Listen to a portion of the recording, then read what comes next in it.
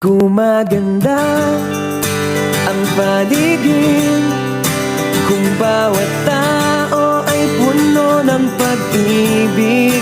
Napapawi ang bigati, masilayan lang ang iyong ngiti. Okay gandang isipin ang isang mundong puno ng pag-ibig.